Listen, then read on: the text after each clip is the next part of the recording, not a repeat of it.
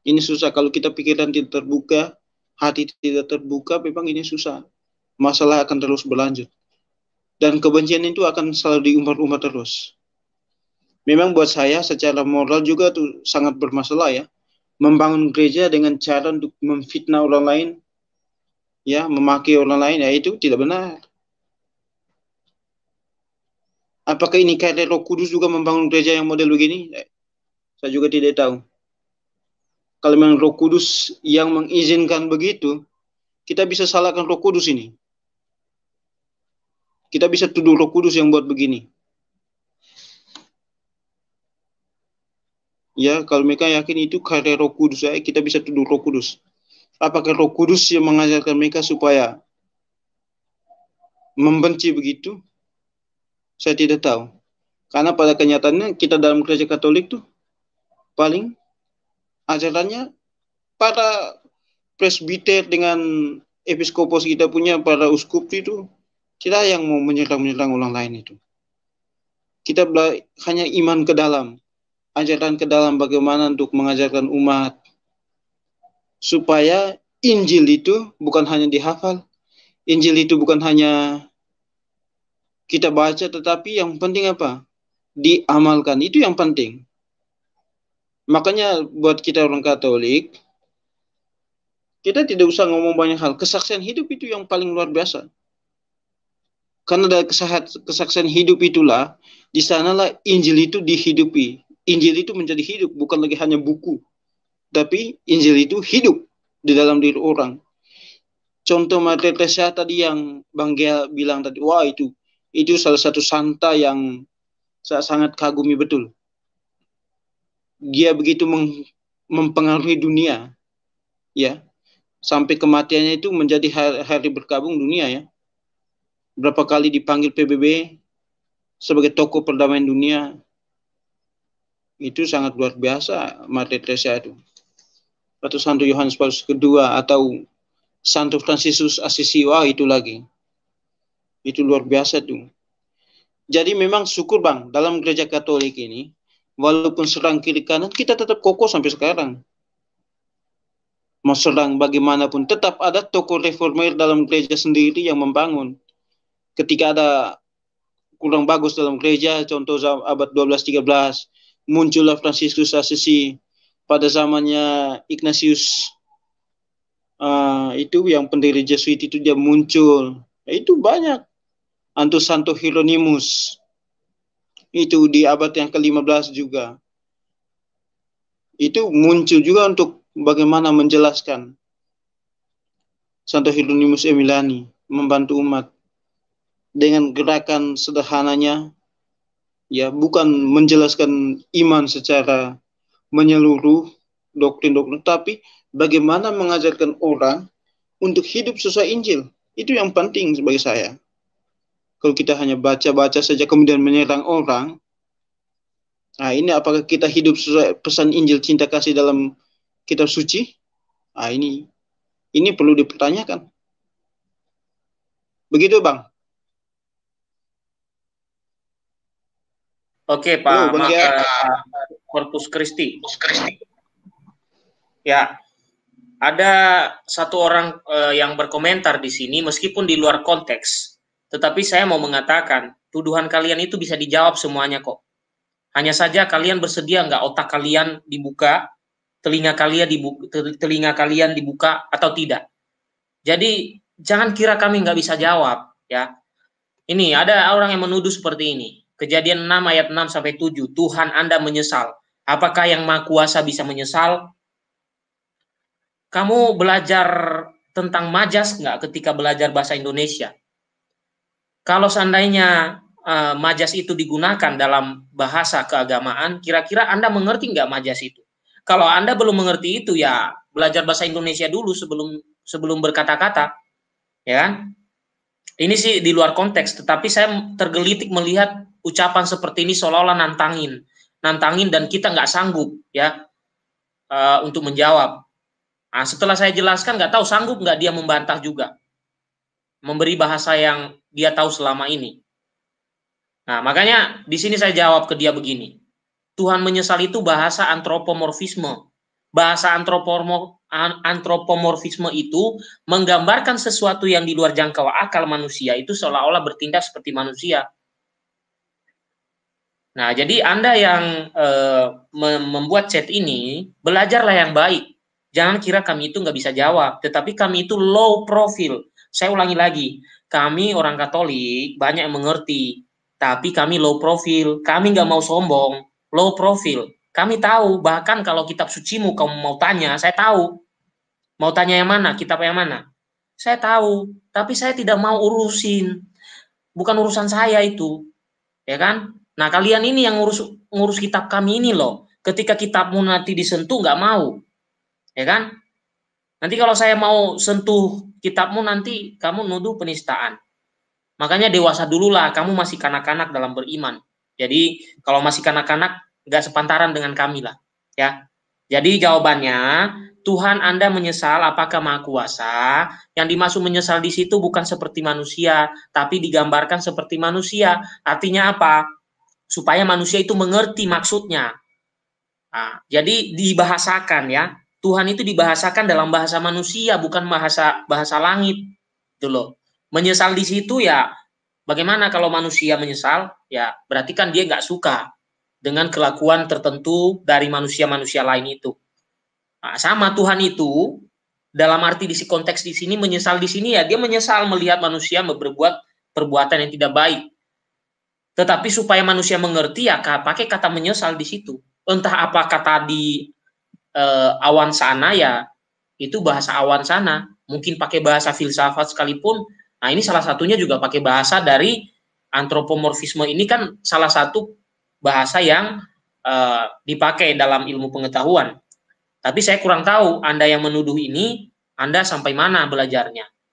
Nah, nanti kalau saya sentuh kitab Anda, nanti merengek-rengek. Makanya saya katakan tadi, kamu masih taraf kanak-kanak dalam beriman, silakan duduk yang baik di rumah, baca kitab sucimu baik-baik, udah biarin agama lain menjalankan agamanya, nggak usah risih, nggak usah risau, nggak diganggu kok agamamu, ya, nggak diganggu.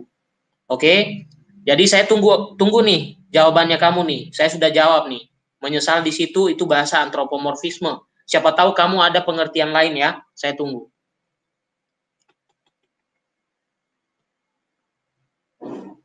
Oke. Saya lanjutkan kepada Pak Max. Oke. Jadi tadi Pak Max sudah memberikan statement. Saya kira tadi kan statement apa namanya? Statement yang terakhir, tetapi kalau nanti Pak Max juga ada kata-kata lagi, nggak apa-apa. Jadi ini kita sudah hampir 3 jam. Nanti kalau Pak Corpus Christi memberikan penutup juga boleh, atau sudah selesai juga boleh. Jadi begini Bapak Ibu, tadi kita sudah lihat dari tulisan yang dibuat Ellen G. White ini, dia mempunyai cacat logika. Cacat logika secara akademisi cacat. Kenapa? Kalau seorang akademisi dia menulis, dia pasti ada catatan kaki atau paling tidak daftar pustaka dari apa yang dia tulis. Kemudian, yang kedua, tadi disinggung tentang bagaimana dia mencocok logikan antara ayat perjanjian lama lepas-lepas dengan perjanjian baru. Ya, dicocok logi, ya, perjanjian lama, perjanjian baru dicocok logikan. Supaya sesuai dengan pemikiran dia. Jadi dia membaca kitab suci itu bukan ingin tahu mengerti apa yang tertulis di situ, tapi apa yang ada dalam kitab suci ini sesuai dengan konsep yang ada dalam otak saya. Itu yang dia pakai. Sehingga ketika berbicara tentang sejarah, dia tidak dia tidak mengutip sejarah, tapi dia melihat yang cocok dengan konsep dia yang ada kutipannya dalam kitab suci. Ini cacat juga menurut saya. Yang selanjutnya, cacatnya lagi adalah yang ketiga, dan ini paling berpengaruh sampai zaman ini terhadap aliran ini adalah karena dia memulai aliran ini dengan kebohongan-kebohongan dan tuduhan-tuduhan palsu terhadap gereja Katolik. Dia pikir gereja Katolik akan hancur dengan tuduhan-tuduhan palsunya. Itu sudah dicoba oleh orang-orang ya dari abad pertama sampai sekarang, sudah dicoba untuk dihancurkan dengan konspirasi-konspirasi, tetapi enggak. Karena apa? Karena Tuhan melindungi gereja Katolik. Dan ucapan Yesus itu tidak mungkin tidak benar. Itu closing statement dari saya. Sekarang saya berikan kepada De Binfield Army. Silakan. Ya, ini udah closing statement ya. Oke, ya, saya closing statement ya. Saya cuma mau berikan beberapa poin saja. Yang pertama itu benar tadi yang dikatakan Bang Kia, kita sebenarnya umat Katolik ini tidak perlu terlalu takut berlebihan lah. Karena seperti yang kita tahu di dalam Matius 16 ayat 18 Tuhan mengatakan bahwa alam maut tidak akan menguasainya. Oleh karena itu gereja kita mau diserang sampai kapanpun tidak akan hancur sampai di akhir zaman. Itu Tuhan yang mengatakan sendiri. Jadi kita tidak perlu takut berlebihan. Mungkin bolehlah khawatir sedikit karena mungkin akan memengaruhi apa gini-gini, tapi kita jangan takut berlebihan, kita hanya perlu menanggapi ya. Yang kedua, memang sebenarnya ini bisa kita bilang agak membahayakan ya. Namun seperti yang tadi saya bilang, jangan takut berlebihan. Membahayakan maksudnya bisa memengaruhi pikiran-pikiran khususnya anak muda atau para katekumen yang baru belajar, tiba-tiba ada begini kan, tiba-tiba bisa berhenti di tengah-tengah, karena banyak sekali peristiwa bahwa para katekumen itu berhenti di tengah-tengah jalan tanpa alasan yang jelas. Mungkin karena ini juga faktor alasannya. Dan untuk yang belum belajar iman Katolik, saya bahkan dari bulan-bulan lalu sudah bilang kepada anak-anak muda atau semua orang yang menonton live ini, ayolah kita belajar iman Katolik lebih dalam supaya kita tidak gampang dibodoh-bodohi oleh mereka yang tuduhannya itu bisa dibilang tanpa dasar dan mencampur adukan sejarah dengan sejarah, Alkitab dengan Alkitab, dan seperti tadi mencomot-comot lah istilahnya, tidak menafsirkan secara langsung, secara penuh. Yang ketiga, saya juga menghimbau kepada yang si penuduh bahwa saya memperingatkan juga, belum tentu yang kamu tuduh itu yang terluka itu hanya satu oknum. Bisa saja lebih dari satu oknum, seperti yang tadi saya bilang. Mungkin ada dari gereja lain yang merasa juga tertuduh ya, terutama dari gereja-gereja yang juga paling mempunyai terutama dari gereja-gereja yang juga mempunyai rantai apostolik selain Katolik Roma. Mungkin itu saja, Mangga. Terima kasih. Oke, thank you, Binfield Army. Corpus Christi, ada tambahan? Atau silakan. Itu saja, Bang. Ya. Tapi saya sarankan untuk orang-orang yang membenci gereja Katolik itu, kalau untuk memahami gereja Katolik, bacalah itu. Saya sarankan di video saya yang kedua tuh, memahami gereja Katolik, jangan baca terlalu banyak. Baca ke tulisan bapak-bapak gereja itu pusing terlalu banyak gitu. Atau baca ke ensiklik itu terlalu banyak gitu. Itu kan semua penjabaran dari ajaran inti. Cukup beli saja itu KGK, Katekismus Gereja Katolik, supaya Anda semua tidak gagal paham. Ya 300.000 lah kalau paling mahalnya itu Katekismus Gereja Katolik. Itu banyak di toko-toko Katolik, di penerbit-penerbit Katolik. Misalnya pergi ke Canisius, itu ada, atau pergi ke Obor, penerbit Obor, atau penerbit Ledalero, atau semua penerbit Katolik. Tidak mungkin mereka tidak menjual yang buku-buku Katolik, buku teologi, buku filsafat, semua pasti mereka jual. Apalagi Katekismus Gereja Katolik itu salah satu buku inti Katolik itu. Untuk menjelaskan semua ajaran iman ada di situ semua. Ya. Ini saya harus sampaikan lagi pada video saya kedua untuk yang saya berkomentar menanggapi tuduhan orang Katolik menyembah Santo Domingo itu karena belajarnya dari jauh.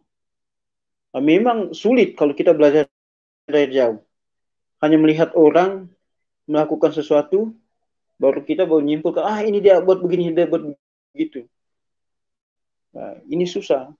Saran saya sekali lagi, beli Katekismus Gereja Katolik supaya Anda jangan gagal paham tentang Gereja Katolik. Semua ajaran gereja Katolik ada di situ semua. Mau baptis, mau cara baptis, mau bagaimana untuk ke ekaristi, mau bagaimana untuk apa penghargaan terhadap kitab suci, ada di itu semua. Termasuk mau penyembahan itu, menyembah Allah Tritunggal itu jelas di situ ada. Jangan buat tambah-tambah yang asumsi-asumsi dan pikiran-pikiran dari kebencian itu. Itu saja, Bang.